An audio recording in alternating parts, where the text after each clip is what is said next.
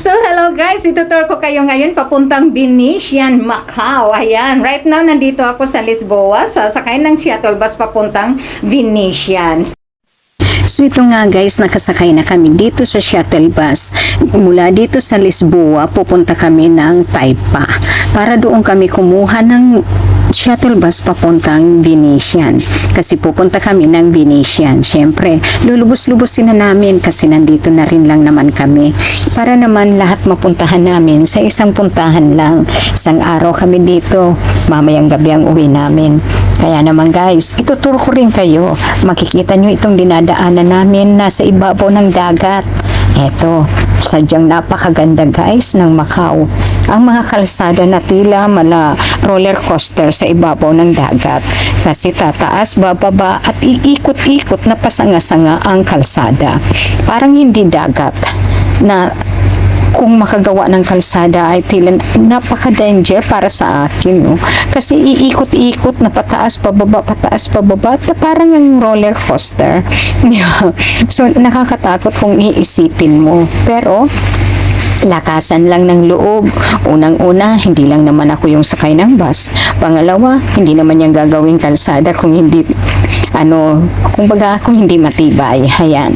Matatakot ka lang at parang nakakahilo dahil syempre mabilis yung takbo dahil walang traffic, and then buwelo dahil malaki ang kalsada. Yun nga lang, pag biglang pababa, akala mo lulusong na sa tubig.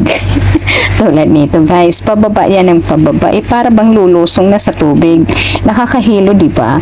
Tapos tataas ng kunti, iikot, yung mga ganun-ganun na style ba, na kung titingnan mo habang nasa malayo ka pa, yung nasa dulo na yan na natatanaw sa kaliwang bahagi, parang roller coaster yan guys.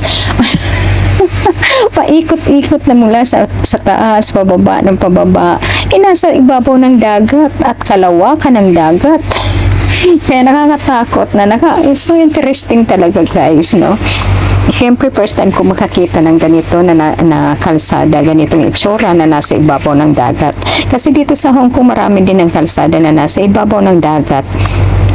Pero hindi kasing ganda ng nakikita ko dito. Napakaganda kasi guys, dahil nga yun nga sabi ko sa inyo, parang roller coaster. Kaya yung bang ang sarap panoorin. So eto, malapit na nandito na kami, malapit na sa Taipa, ayan, na terminal, ayan, para kumuha nga ng bus na sasakayan namin papuntang Venetian.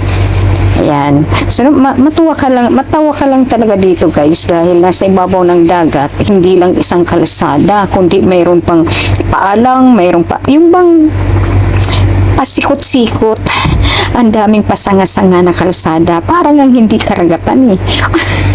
Actually, itong terminal na to guys, nakalutang din sa dagat. Ayan, kumbaga, tinaniman ng lupa. Ayan. So, ito na guys, baba na kami ng bus at pupunta kami sa shuttle bus ng Venetian. Kasi dito talaga ang kuhanan ng mga bus guys, kung saan-saang hotel kayo pwedeng pumunta. Ayan, bawat bus may kanya-kanyang direksyon. At syempre, hindi lang isang bus, kaya mabilis yung biyahe. Ayan. Dahil marami silang bus na, kumbaga, nakapila din. Yung tao nakapila din. At medyo malapit-lapit lang naman, madali lang naman ang biyahe papunta sa mga destinasyon na hotel na gusto mong puntahan.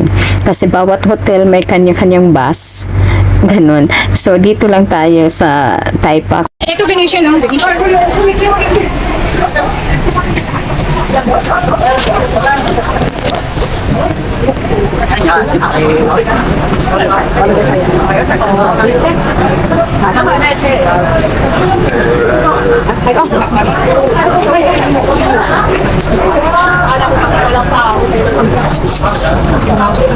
Nakapaalam sa akin. Malapit bahay. Yan ang mahirap.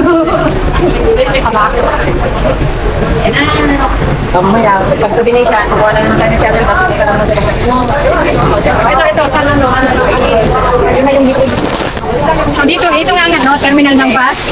Pwede tayong balik-balik dito, tapos kuha na tayo. Oo. Sabihin niyo pupuntahan. Ayan o, San Macau. Ayan, may mga destination naman. Mamaya kita natin yung Parisian. Okay. Hanggang gabi naman. Bigyan natin yung time natin kasi makikipila tayo sa mga. Takot ka na. Ikaw itong nag-ano-ano. Tapos ngayon, takot ka man magpalay. Gracia. Gusto mo uwi na tayo ngayon? Gusto mo uwi na tayo ngayon? Sabi ko kayo, kung gusto niya, uwi na tayo ngayon. So ito na nga guys, nakarating na kami dito sa Venetian. As you can see guys, may mga tumatawid kasing tao kaya medyo na-stop tayo. Ayan, imbis na mapapabilis, hindi. Dahil syempre may traffic light, ganyan talaga, di ba? Nasa city kasi tayo ngayon, kaya maraming tao. Unang-una, napakaganda nitong Venetian. Kaya talagang hindi maiwasan ang magkaroon ng maraming tao. Ayan, dahil sobrang ganda talaga ng loob nito guys.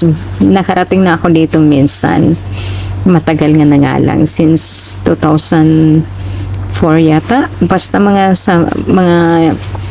ganun. Nakapunta ako dito, one day rin yon. So ayan na nga guys, nakikita nyo naman, andyan ang Shoppers, andyan ang Shopper City, at saka yun, nandyan din ang Venetian, at itong nakita nyo yan na gold, yan ang Londoners. Ayan, nasa kabilang kalsada. So ito na nga guys, una naming hinanap dito sa Venetian ay ang kainan. Ayan. Kasi gutom na talaga kami guys. Mula pa kami doon sa shrine, naglakad kami papuntang Lisboa, and then take bus to Taipa, and then take bus again papunta dito sa Venetian. Kaya naman guys, ang gutom namin ay sobra na. So ito nga guys, dahil hapon na naman, ayan, kaya talagang kakain na kami. Kaya lang napakahirap magpili dahil nga napakaraming dapat pilian. Ayan, naka-order din kami at sulit naman sa presyo na $88 per order, at masarap naman yung na-order namin. As you can see guys, ang langit dito, ayan, artificial yan guys, selling yan. Parang langit, at ang flooring, tingnan nyo, talagang akala mo basa. Ayan, kaya maninibago ka dahil akala mo pag pumasok ka sa lugar na ito ay alas 6 na o alas 7 na ng gabi na umaambon. Parang ganyan guys ang itsura, dahil ang selling niya ay langit talaga, as in langit. Kung hindi mo alam na yun ay hindi naman langit, ang akala mo talaga langit na paggabi na. Ayan. Sobrang ganda guys. Talagang ito yung inanap namin na kainan, dahil minsan ako nakarating dito, at ito talaga yung sabi ko na may food court sa Venetian, at napakagandang kumain doon dahil nga iyan ang itsura. Malalangit. Ayan. Na umaulan-ulan. Parang ganyan talaga guys. Yung bang mag-i-enjoy ka talaga habang kumakain ka. At ito na nga guys, may tubig dito at pwede tayong magbangka. So, pero hindi kami sumakay dahil medyo may kamahalan. So, that's all guys.